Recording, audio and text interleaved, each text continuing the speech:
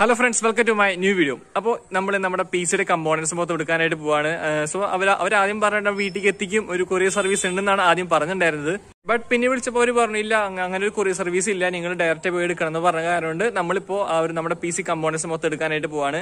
അവിടെ നമ്മുടെ മോണിറ്ററും അതുപോലെ നമ്മുടെ PC നമ്മുടെ CPU വെക്കാൻ പോകുന്ന components മൊത്തമാണ് അവിടെ നമ്മൾ എടുക്കാനായിട്ട് പോകുന്നത്. ജസ്റ്റ് ഒരു 7 kilometers ആണ് അങ്ങോട്ടുള്ളത്. സോ അപ്പോൾ നമുക്ക് നേരെ അവിടേക്ക് പോകാം.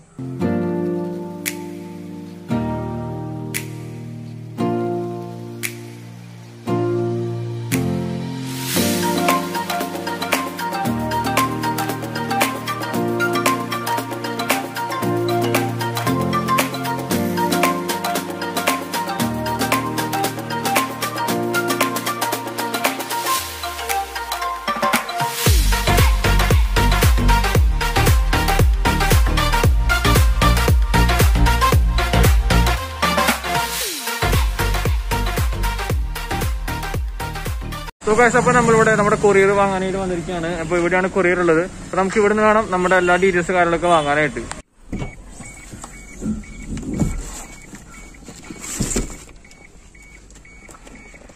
സോ ഗൈസ്, അപ്പോൾ ഇതാണ് നമ്മുടെ PC വെക്കാനുള്ള കമ്പോണൻസ് മൊത്തം ഇതാണ്. ദെൻ നമ്മുടെ ഡിസ്പ്ലേ, നമ്മുടെ മോണിറ്റർ ആണ് ഈ ഒരു ബോക്സ് ഇരിക്കുന്നത്.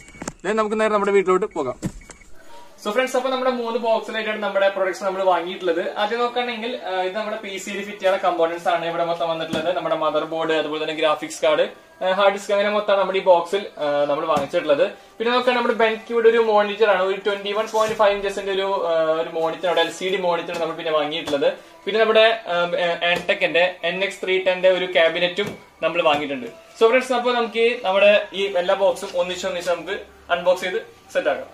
So friends, first of all നമ്മുടെ ക്യാബിനറ്റ്, നമ്മുടെ PC സെറ്റ് ചെയ്യാനുള്ള നമ്മുടെ ഏറ്റവും വലിയൊരു സംഭവം നമ്മുടെ ക്യാബിനറ്റ് എന്ന് പറയുന്നത്.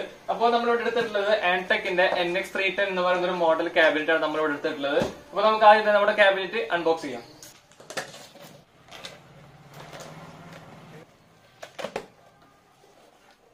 നമ്മുടെ ക്യാബിനറ്റ് വരുന്നത് ഒരു ടെമ്പേർഡ് ഗ്ലാസ് ഒക്കെ അവൈലബിൾ ആയിട്ട് നമ്മുടെ ക്യാബിനറ്റ് വരുന്നത്. അതുകൊണ്ട് പക്കയുടെ ഹാൻഡിൽ വിത്ത് കെയർ നമ്മുടെ ബോക്സ് തന്നെ കൊടുത്തിട്ടുണ്ട്.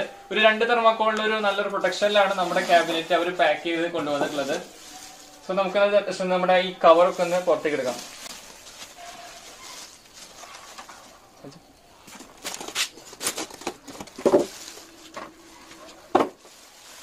ഇതാണ് നമ്മുടെ ക്യാബിനറ്റ് വന്നിട്ടുള്ളത്. 2 ഫാനാണ് നമ്മുടെ ക്യാബിനറ്റിൽ അവൈലബിൾ ആയിട്ടുള്ളത്.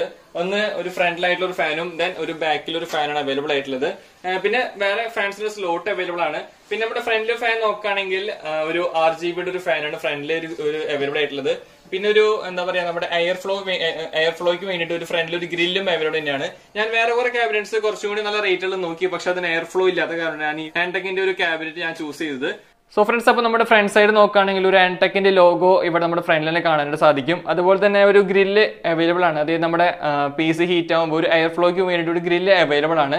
അതുപോലെ തന്നെ ഇവിടെ ഒരു RGB ഫാനാണ് നമ്മുടെ ഫ്രണ്ട് സൈഡിൽ വന്നത്. അത്യാവശ്യം നല്ല ലൈറ്റ് ഒക്കെ ഉള്ള ഒരു RGB ഫാനാണ് ഫ്രണ്ട് സൈഡിലുള്ളത്. പിന്നെ നോക്കുകയാണെങ്കിൽ ഇവിടെ ഒരു 2 ലീനിയർ LED സ്ട്രിപ്സും അവൈലബിൾ തന്നെയാണ്. നമുക്ക് കൺട്രോൾ ചെയ്യാൻ പറ്റുന്ന രീതിയിലുള്ള ഒരു LED സ്ട്രിപ്സ് ആണ് ഇവിടെ ഫ്രണ്ട് സൈഡിൽ കൊടുത്തിട്ടുള്ളത്. അതുപോലെ തന്നെ ഇതിന്റെ മോൾ ഭാഗം നോക്കുകയാണെങ്കിൽ എനിക്ക് ഏറ്റവും കൂടുതൽ ഇഷ്ടപ്പെട്ട കാര്യം നോക്കുകയാണെങ്കിൽ ഇതിനൊരു എയർ ഫ്ലോയ്ക്ക് വേണ്ടി ഒരു ഗ്രില്ലും അവൈലബിൾ ആയിട്ടുണ്ട്. ഇതൊരു ജസ്റ്റ് ഒരു എന്താ പറയുക, ഒരു മാഗ്നറ്റ് ടൈപ്പ് ഒരു ഗ്രില്ലാണ് ഇവിടെ കൊടുത്തിട്ടുള്ളത്. നമുക്ക് നേരെ അറ്റാച്ച് ചെയ്തിട്ട് സിമ്പിളായിട്ട് നമ്മുടെ ഹീറ്റ് എങ്ങനെ ആവണമെങ്കിൽ അപ്പോൾ തന്നെ നമ്മുടെ ഇതിലൂടെ എയർ പോകുന്നതായിരിക്കും. പിന്നെ അതിലെ പോർട്ടും കാര്യമൊക്കെ നോക്കുകയാണെങ്കിൽ ഇതാണ് നമ്മുടെ പവർ ഓൺ ഓഫ് ബട്ടൺ വരുന്നത്.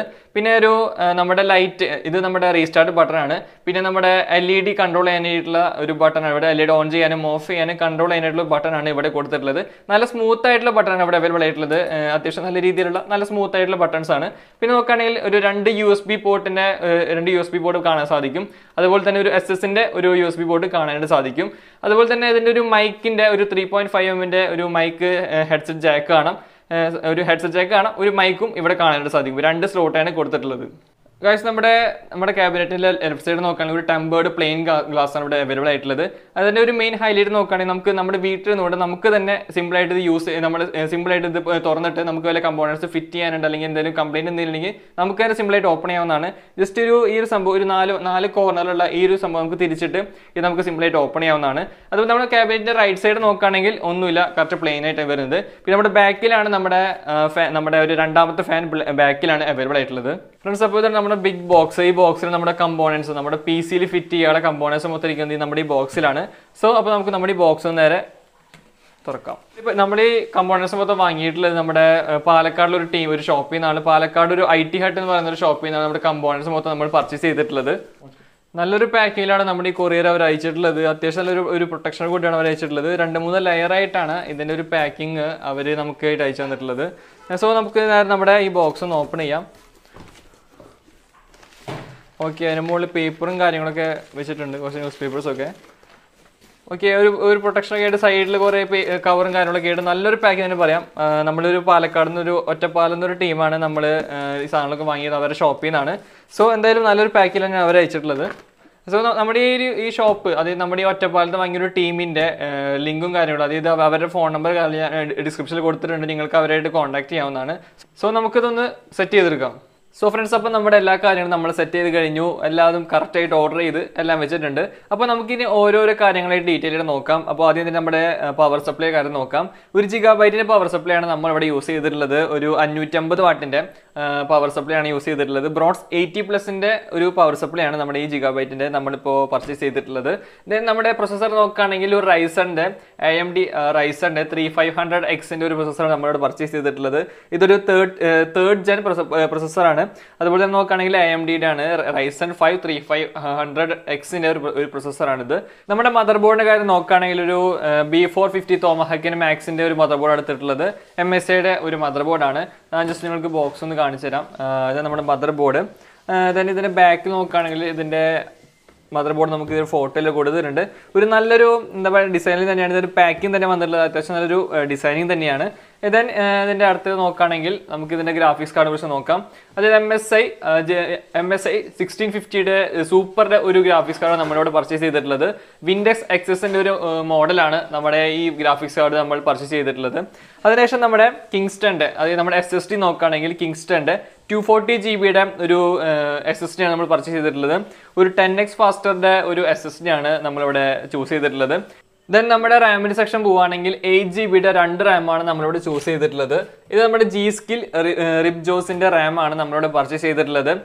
DDR4 3200 MHz G-Skill റാമാണ് നമ്മൾ പർച്ചേസ് ചെയ്തിട്ടുള്ളത്. 8 GB റാമാണ്, 2 എണ്ണമായിട്ടാണ് നമ്മൾ എടുത്തിട്ടുള്ളത്.